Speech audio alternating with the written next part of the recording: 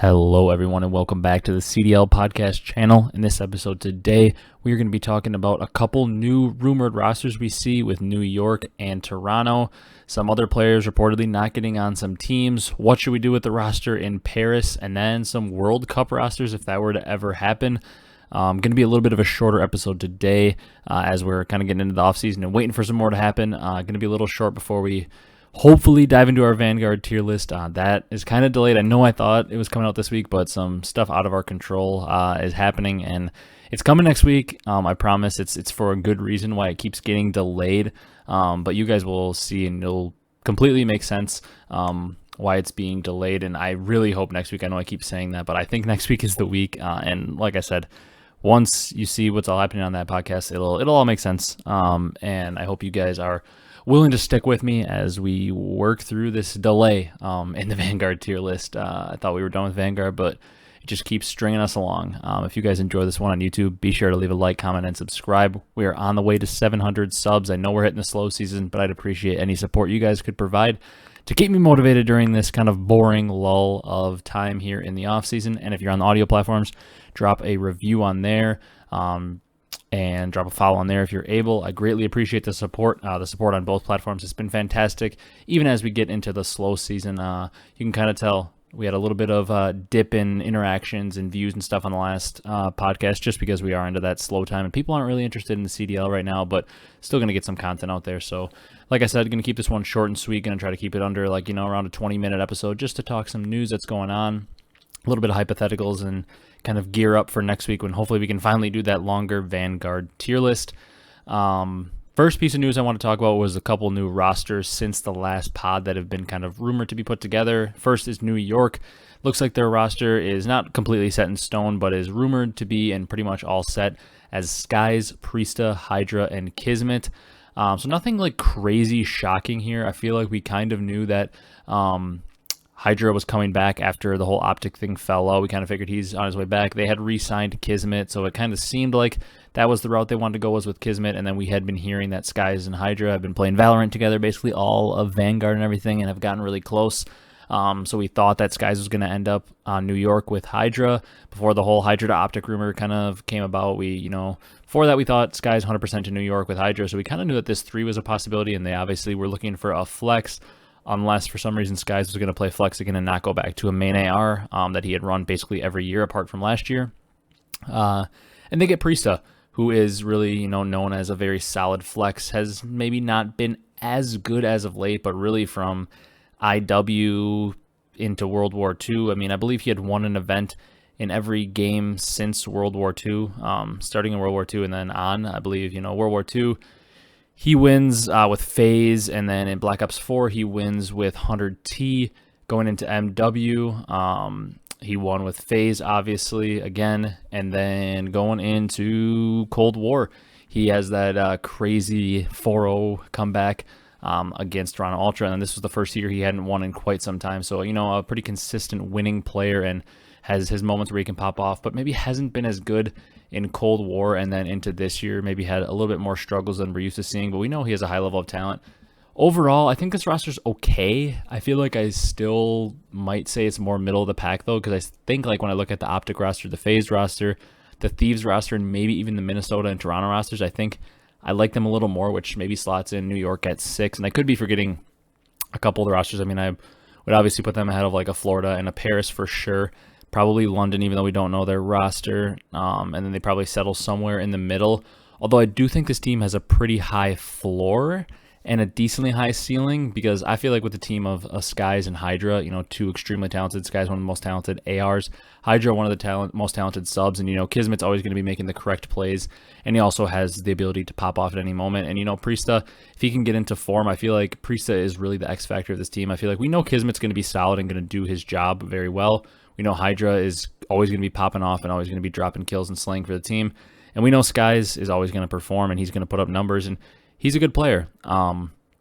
So I feel like we know all 3 of those guys are going to perform, and we know what high level Priesta can perform at, but we haven't seen it as much as of late. So that's really the question for me on this team. I feel like their floor is high because of those other 3 players, and I feel like even if Priesta's not at his best, he's still going to be a solid player. So that's why their floor is high and like a middle of the pack. is like the lowest place I see them. Like that 6 to 8 range. I feel like they're a bottom half of the playoff picture team at the least, and I could see them, getting up and cracking into, maybe that 4th spot and being able to contend for event wins if Priest is stepping up. To me, he's the X factor.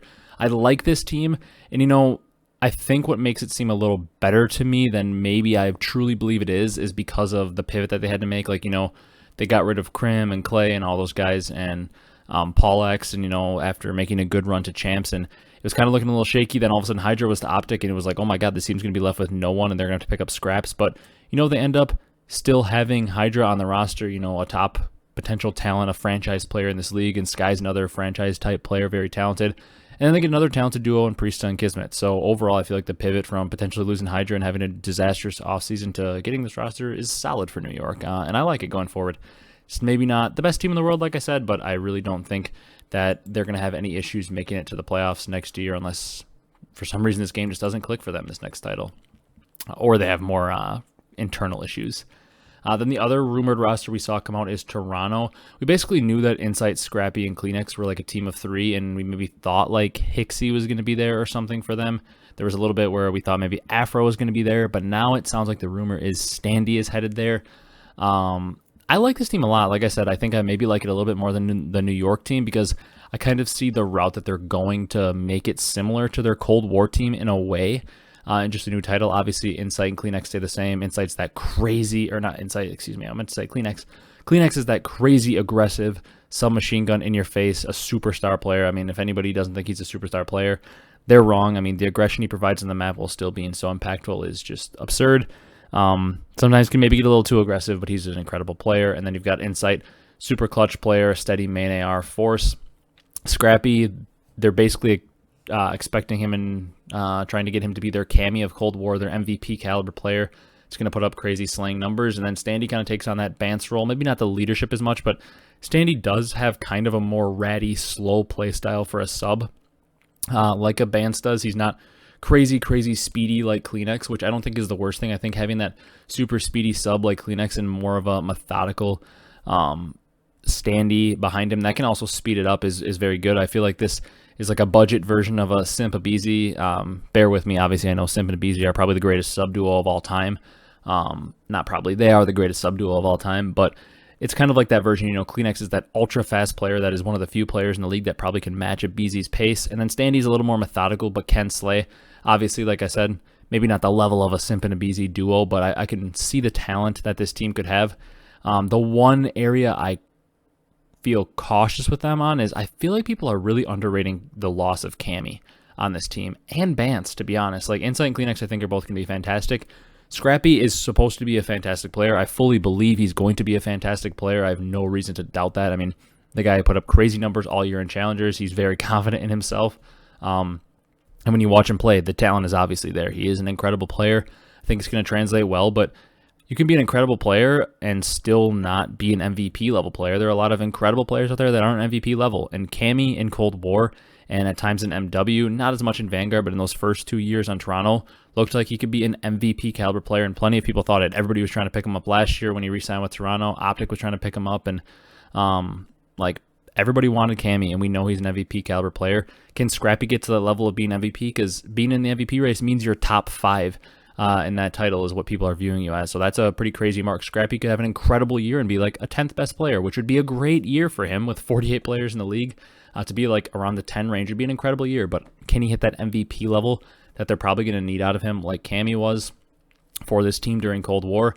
And then Standy, incredible player, maybe a higher gun skill ceiling and mechanical skill ceiling than Bance, but is he able to provide some of that leadership, or is somebody able to step up in that leadership role that Bance was in? That's like my questions for this team. Talent-wise on paper, I think they're incredible. I think they have a chance to be a top 4 team if they can stay organized. But questions for me are, is Scrappy able to replace that MVP level Cammy that we saw in Cold War? Because let's be honest, this team is trying to replicate the Cold War season and get away from Vanguard because they struggled a little more in it. But I feel like they maybe get a little better in race ball and they have a little more slaying than they did last year, ideally, and hopefully they're able to keep up that search prowess without Bance and keep their team chemistry on, because it's the one thing that worries me about losing those two on this roster.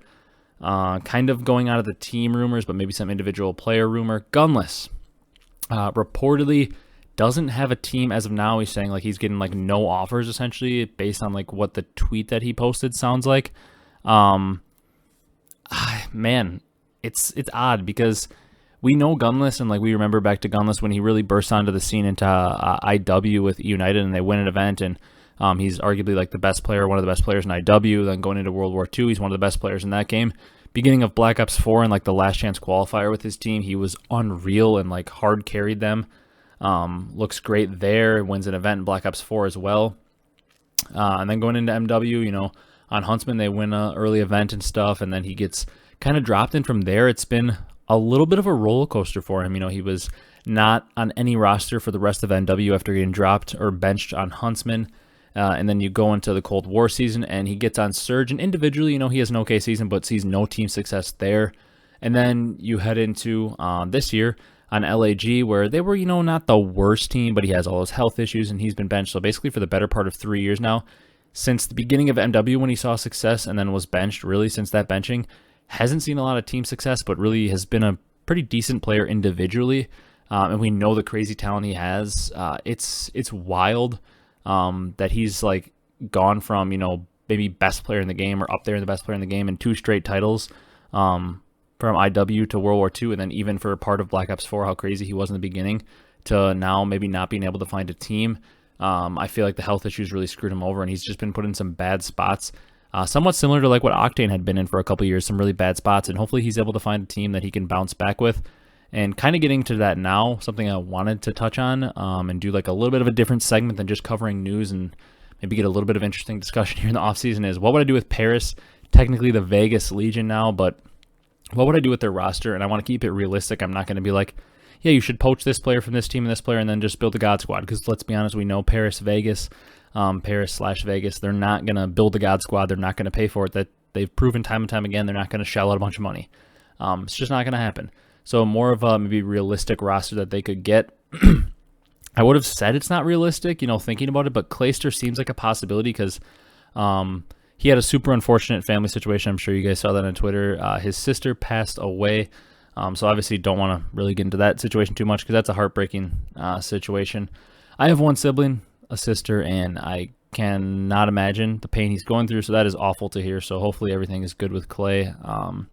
And he takes the time he needs to just figure everything out and take some time to heal, because that's an awful situation. So shout out to Clay. We're all thinking of Clay in the community. Just an awful situation, but we don't need to talk about that or harp on that anymore because we all know how awful it is. But Clayster would be a fantastic option for this team. I know a year ago or maybe even earlier this offseason I would have thought no way, because it's Clay, you know, he's going to sign with another team, but then obviously some unfortunate circumstances, like I said, came up, and like he said, he had stopped talking to teams for a little bit to figure out stuff with his family, and rightfully so. And then it sounded like he said some team options maybe fell through, like he was maybe on Boston for a little bit. And now from the sounds of it, it sounds like Clay doesn't have a team. And earlier in the season, apparently he was considering Paris. I think he'd be a great fit as a main AR, letting Temp stay on the flex. And those two would provide a pretty good amount of slaying from the AR spot. And Clay would be a good leader to help out with Temp. And I think Temp would really soak in the leadership from a guy like him, because I feel like these last couple of years not seeing much success, Temp would be very, very ready to, you know, take on a role with Paris, where he finally has another player, like a 3-time world champion Clayster, a very high caliber player, easily the highest caliber he had played with in some time here in the last couple of years. He'd be willing to just take all the leadership from him and run. So I think Clay would be a great fit on the main. In terms of another AR player, I would like to see Gunless. We just talked about that. Was kind of the transition I wanted to make. I'd like to see Gunless, just to have a super slay heavy AR duo. Technically, you know, Gunless is a flex, Temp is a flex. One of them could easily just say they're the main AR, run an AR at all times. Could be either of them, really. I don't care, because I think they both can run a sub if they have to as a flex, and they both can run an AR very well. Both could run a main. Doesn't really matter. Maybe they throw Temp on the main and let Gunless stay on the flex, but I feel like that would give Temp the best slaying duo he's had, because, you know, like Gravity was a solid main AR, but not a heavy slayer. And then for all of his subs that he went through, John and Decimate, and even Fellow played the sub for like a map or two, and then Jimbo and Johnny, like he never really had a slaying teammate with him that can put up those numbers, and we know Gunless can. Gunless and Temp can maybe make this team, you know, this team's not going to have a star SMG duo, because they're just not going to shell out, and SMGs get paid the most, and Paris is just not going to shell out for them. So I feel like maybe getting Gunless and Temp or Clay and Temp could give you a somewhat heavy slaying AR duo that could help your team keep up, because we know they're going to be playing from a disadvantage. Let's be honest, Paris isn't fighting to be the best team in the league. They're fighting to put together a somewhat competitive team that can fight for a playoff spot. I mean, if it came down to it and they're able to put a roster that fights and somehow gets like an 8 seed or gets to the 9 spot and really is in it till the end fighting for contention for champs, that'd be a pretty successful season compared to what they've done. So I feel like a gunless Temp duo or a Clay Temp duo would be very good on the slaying side. Then when it comes to subs, it's kind of tough because, like I said, they're not going to shell out money to get the top guys. We don't know. I wanted to basically just put out names that aren't rumored to be on teams. So, like, if somebody's rumored to be on a team, I'm not really including them here. Like, thought about a guy like Standy, but obviously now he's rumored to be on a team. I thought about a guy like Havoc because he might be a cheaper SMG that could come over, but it sounds like he's potentially on Florida, so that's not really possible. The guy I kind of settled on was Asim. I feel like him and Temp might be close from being together on the flank a little bit. And him and Gunless would have some history if Gunless was to be on this team from the LAG days. And Asim brings a ton of aggression. I feel like that would help this team if they had slay heavy duo of Gunless and Temp. Asim to bring some aggression, some speed to this team would be great. And then to pair with him, maybe Wardy, who we see as a top EU Challengers player this year, although it sounds like maybe he could be headed to London. Other names would be like Pentagram or Venom for a Challengers player to just maybe like take a shot to see if one of them can be a superstar player for you. And then TJ, if they wanted to go like full veteran squad, if they wanted to go like Gunless Temp, Asim, TJ, a good aggressive sub duo in Asim and TJ, proven, and then Gunless, who's also close with TJ, I believe, from their history together, they have some success. I feel like for some reason I could easily see this roster being Gunless Temp, Asim, TJ, because Paris seems to want to just, find those vets, pay them, and throw together a squad of 4 vets like they did last year, even though it was a very random assemblance of vets. Throw 4 vets together and see if they can do anything. Some combination of those 2 subs, along with Gunless or Clay with Temp is kind of the roster I'd like to see them go with. Obviously, it's not like some world beater roster. It's not going to be some champs winning roster, but I feel like it could put something competitive on the mat for Paris or Vegas, whatever you want to call them, which is more than they can say of the past few years. So I'd like to see that. Last thing I want to talk about, something that CDL Intel had posted, hypothetical 2022 Call of Duty World Cup rosters. Here's what the teams would look like if we had a World Cup tournament during Vanguard. And he said, like, the roles are questionable for some. Which is the favorite? Which is the underdog? Kind of looking at the teams here, it'd be something super interesting. They did a World Cup for Overwatch like a few times. I think it stopped maybe like during COVID and hasn't come back yet, but that's something that I would love to go to even for Overwatch. I played Overwatch a decent amount in my lifetime, so I would definitely understand what's going on, and it would just be fun. You guys know, any esports event is going to be fun. Teams here, though, I think probably we got to say Team USA is the best, but Canada, England, they got some solid teams. Even Mexico's got a pretty darn solid team. But looking at Team USA, Cellium, Sib, Kenny, Simp was the roster that was on here, and they're based on Vanguard. So obviously Kenny's on there because he was a back-to-back MVP and stuff. Substitutes they're saying are Envoy and Octane. So you got Cellium and Sib on ARs, and then Kenny and Simp on SMGs. Yeah, that team's pretty nuts. Team Canada is sitting here as Dashy, Gunless, Asim, and Illy. That's a very good team. Dashy, obviously a great main AR. Gunless, we know the talent he has as a second AR. And then Asim and Illy, maybe Illy not technically a sub much anymore, but that's still a pretty darn good throw-together team for just players from one country. Then Team England, Insight, Zero, Bance, Afro, Nasty, and Gizmo as the subs. Another very, very good team. That team would probably be a top 3, top 4 team here. Then Team Mexico was another team they put down. This team is very good. I actually might put this team even ahead of Team England. Maybe even ahead of Team Canada. This might be the second team for me. Skies, Paul, Attach, and Shotzzy. Skies, great man AR. Obviously, we get Paul. Not too familiar with the 2 subs. They have Rupert and Thresh. I'm assuming maybe those are some LATAM, some Latin America Challengers players from this year. Maybe.